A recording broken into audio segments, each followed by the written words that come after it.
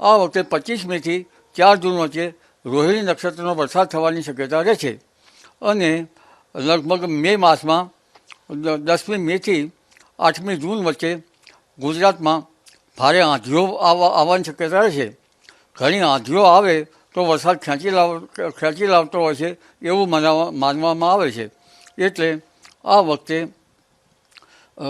જે ચોમાસું જે છે એ તટસ્થ રહેવાની શક્યતાના કારણે વરસાદ સારો થવાની શક્યતા રહે છે.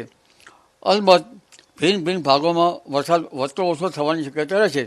પરંતુ આ વરસાદ જે છે એ બંગાળ ઉપસાગરમાં લગભગ મે મહિનામાં ભારે વાવાઝોડા થશે.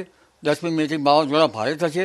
અરબી સમુદ્રમાં પણ 10મી મેથી 15 જૂન વચ્ચે વાવાઝોડું થવાની શક્યતા રહે છે અને આ વાવાઝોડાના કારણે દેશના અંદરના ભાગોમાં પણ ભિન્ન ભિન્ન ભાગોમાં લો પ્રેશર બનશે, જેના કારણે વાવાઝોડાની આંખ જે છે એ ભૂભાગો પર આવવાની શક્યતા રહે છે, જેના કારણે ભિન્ન ભિન્ન ભાગોમાં વધુ વરસાદ થવાની શક્યતા રહે છે.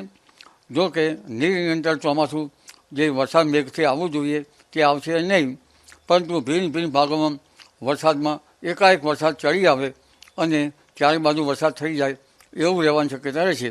એટલે શરૂઆતમાં જે વરસાદ જે છે એ ચોમાસું વહેલું આવવાની શક્યતા રહે છે, કારણ કે ઈંડાળી કીડીઓ હાલમાં નીકળવાની શરૂઆત થઈ ગઈ છે.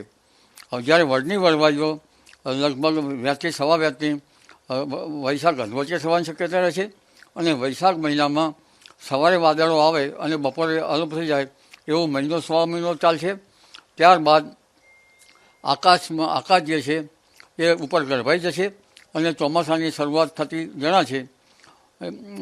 એટલે આ વખતે ચોમાસું સારું રહેવાની શક્યતા રહે છે. અલબત્ત ચોમાસું લગભગ આપણે જોવા જઈએ તો 2005, 2006, 2007માં પણ તટસ્થ ચોમાસું હતું. તે વખતે વરસાદ વધારે થયો હતો, એટલે વરસાદ લગભગ 100% ઉપર થવાની શક્યતા રહે છે. પરંતુ માગામીએ ઘણી વખત ન પણ આવે. આમ છતાં ચોમાસું એકંદરે ઘણું સારું રહેવાની શક્યતા